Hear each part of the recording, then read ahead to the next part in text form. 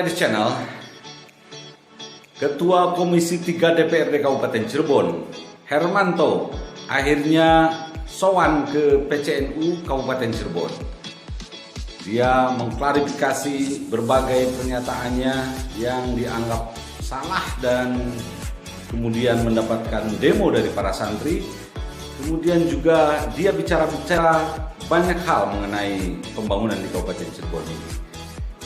Seperti apa yang disampaikan oleh Hermanto, mari kita ikuti berikut ini.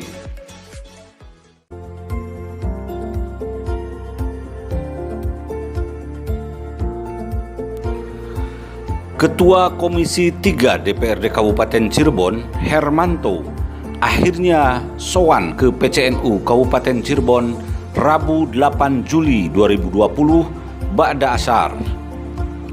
Dia diterima jajaran pengurus PCNU antara lain Ketua Tanpij Kiai Haji Aziz Hakim Seroji dan Ketua Syuriah Kiai Haji Wawan Arwani beserta para kiai sepuh.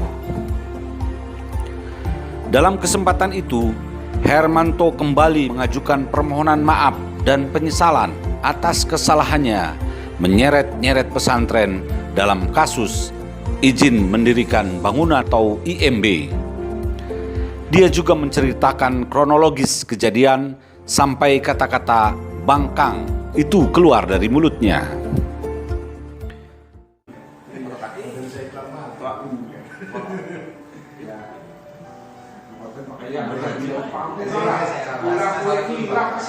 Ngomong cuman isinya sebenarnya pertanyaan yang dia tanya dirimu cuma anak seletot tapi mungkin waktu di Ismail lah pula di hati-hati.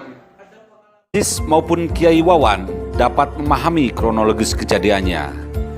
Mereka pun yakin tidak ada niat dari Hermanto untuk membawa-bawa nama pesantren dalam kasus tersebut.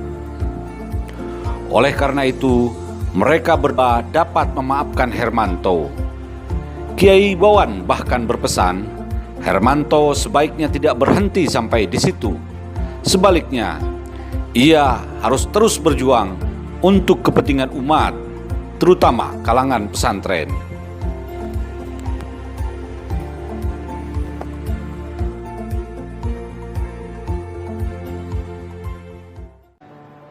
Ya mulai isu undang sampean pengen weruh cara pribadi terus soal biaya pribadi.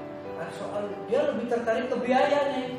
Kan soal biaya sih makanya kan pakai pada kalau perusahaan. Ada perusahaan kan gue toko-toko ya gue apa dari toko agama apa. Hari kiai kan gue pesantren. Aja ngomong. Saya terus terang siapa ceritakan. Otak ente pribadi pada toko atau pesantren. Saya ngomong apa adanya. Mungkin maksudnya isu-isu tentang Untuk IMB kelas pendidikan keagamaan itu harus dibuat simpel. Kalau perlu pemerintah daerah terlibat aktif untuk membangun fasilitas. Tapi kalau industri, perusahaan, apalagi silakan komersil itu silakan. Anda harus penerapan harus hati-hati betul. Lalu Pak Bupati ngomong ke saya, ya sudah kan saya sih rekam. Yang penting teman-teman dewan. Nah, dorong Pak Ketua catatan nih Pak Ketua. Ini Pak Ketua DPD pula Pak Ketua DPD Nasdem. Nom-nom gitu. jadi harus ada langsung juga. Maka saya kira urusan Pak Hermanto itu saya sudah juga di.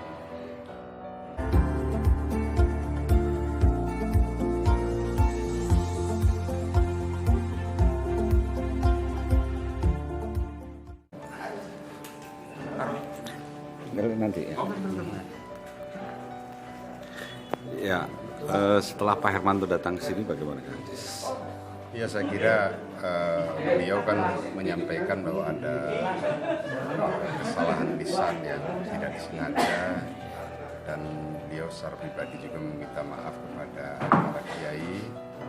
Tentu pengurus cabang Nahdlatul Ulama ini kan organisasinya para kiai dan memang sebelum atau dalam beberapa hari kebelakang para kiai juga sempat berkomunikasi dengan pengurus cabang. Prinsipnya orang yang meminta maaf itu harus kita maafkan, apalagi secara prinsip beliau mengakui bahwa ada kesalahan lisan. Artinya secara substantif memang tidak mengarah pada hal-hal yang dalam tanda kutip beliau sengaja mendiskreditkan pesantren. Yang kedua, saya kira tadi sudah sepakat dengan Pak Suhermanto dan beberapa pengurus Nasdem bahwa ini momentum untuk mengevaluasi bagaimana anggota dewan bisa berpikir kritis untuk bisa memisahkan kepentingan lembaga pendidikan keagamaan terkait dengan IMB dengan lembaga-lembaga dan atau perusahaan-perusahaan yang sifatnya komersial. Kita semua mendorong bahwa dan kita semua mendukung bahwa anggota DPRD ini akan mencoba melakukan upaya perubahan Perda nomor 4 tahun 2012 tentang retribusi yang salah satunya juga meliputi soal IMB, bagaimana agar proses pengurusan IMB di pesantren ini dipermudah, pengurusan IMB di pesantren ini menjadi simpel dan jika perlu didorong agar pemerintah bisa memfasilitasi secara keseluruhan. Saya kira ini gagasan yang harus kita apresiasi secara bersama. Tentu atas nama pengurus cabang juga ikut atau bersedia untuk terlibat baik dalam proses legal draftingnya maupun hal lainnya agar dalam penyusunan ini tidak terjadi kesalahan-kesalahan yang justru ke depan akan menyulitkan proses pengurusan IMB tersebut. Nah, tentu yang terpenting bahwa semua kiai serta pesantren sepakat bahwa jika itu menjadi aturan pemerintah daerah, maka kita harus mendukungnya. Jadi kalau misalnya semua jenis bangunan ini harus ada, maka kita semua juga mendukung dengan catatan tadi bagaimana Perda ini bisa memilah secara jeli kepentingan sosial, kepentingan masyarakat dan kepentingan industri. Itu saja saya kira.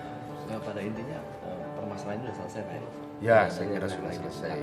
Saya kira sudah selesai dan kita juga sudah dipesani sama para kiai agar mencoba membangun kolaborasi atas dasar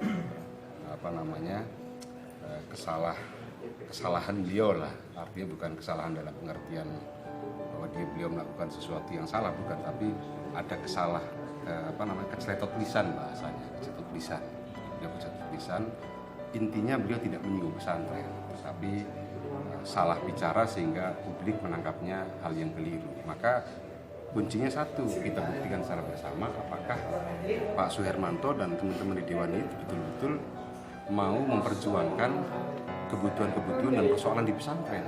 Itu nanti tantangannya begitu. Yeah. Kalau misalnya beliau ternyata cuek-cuek saja, ya artinya kita juga kalau misalnya cuek-cuek saja, artinya pengakuan terhadap kesalahan itu juga menjadi sia-sia. Itulah pembicaraan antara Hermanto dan Ketua PCNU Kabupaten Cirebon. Seperti apa selanjutnya? Apakah ini merupakan titik akhir dari perjuangan Hermanto atau mungkin dia menganggap ini sebagai batu sandungan yang harus ia lompati? Seperti apa? Kita akan ikuti di karya di channel berikutnya. Sampai jumpa.